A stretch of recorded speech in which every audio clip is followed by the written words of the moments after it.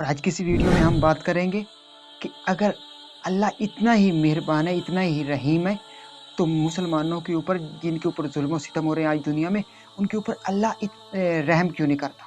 ان کے اوپر اللہ پاک کو ترس کیوں نہیں آ رہا؟ اس کے اوپر آج کی اس ویڈیو میں ہم بات کرتے ہیں۔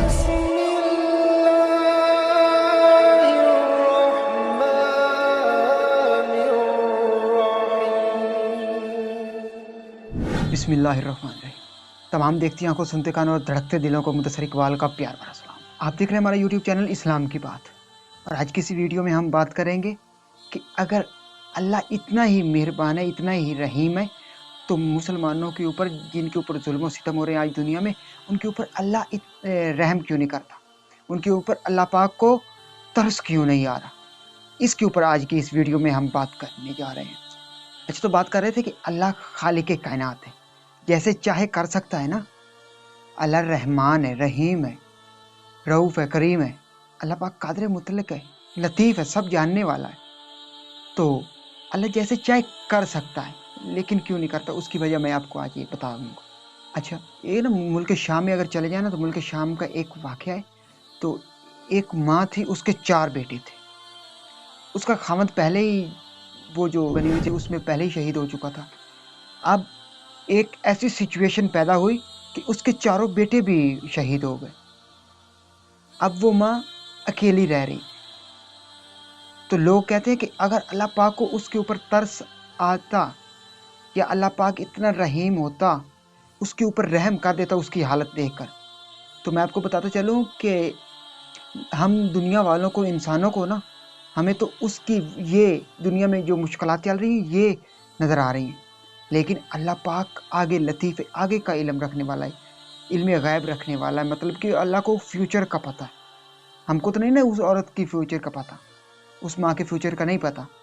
ہم کو آج وہ دنیا میں اکیلی نظر آ رہی ہے، بغیر کسی سہارے کے نظر آ رہی ہے، لیکن اللہ پاک کو نظر آ رہی ہے وہ اپنے بیٹوں کے ساتھ، اپنے خاوند کے ساتھ جنت میں سیر کرتی نظر آ رہی ہے۔ اس لیے اللہ پاک اس کے اوپر امتحان کی وہ جو گھڑی ہے نا، اس کو نہیں ہٹا رہا۔ اس کے اوپر جو مشکلات ہیں، اللہ پاک چاہتا ہے کہ وہ صبر سے اس امتحان کو پاس کرے، اور میں آخرت میں اس عورت کو، اس کے خاندان کے ساتھ، اس کے بیٹوں کے ساتھ، اس کے خاوند کے ساتھ، اس کو بھی جنت دوں۔ اسی لیے اللہ چاہتا ہے، اسی لیے اللہ بہت سارے ایسے غریب ہیں جن غریبوں کی زندگی مفلسی میں گزر رہی ہے، فقیری میں گزر رہی ہے، جن کے اوپر فاقہ آ جاتا ہے۔ اسی لیے اللہ پاک ان کی غریبی دور نہیں کرتا، کیونکہ اللہ پاک کو پتہ ہے۔ علماء کرام فرماتے ہیں کہ یہ جو غریب ہے نا، یہ امیروں سے 500 سال پہلے جنت میں چلے جائیں۔ اسی لیے اللہ پاک ان غریبوں کو امیر نہیں کرتا، ان غریبوں کی مفلسی میں اللہ پاک خوش ہوتا ہے۔ کیوں؟ کیونکہ یہ لوگ آج جو اس دنیا میں صبر کریں گے نا، اسی کا صلہ اللہ پاک آخرت میں جا کر ان کو سب سے پہلے جنت عطا فرمائے گا۔ ان کو اور کیا چاہیے آخرت میں؟ ہر بندے کی یہی ایک خواہش ہوگی کہ آخرت میں مجھے جنت مل جائے، تو اللہ پاک ان کو جنت دے گا۔ اللہ پاک رحیم ہے، ایک ماں سے 70 گنا زیادہ محبت کرتا ہے اللہ پاک اپنے انسان سے۔ اللہ پاک اس کا اظہار قیامت کے دن کریں گے۔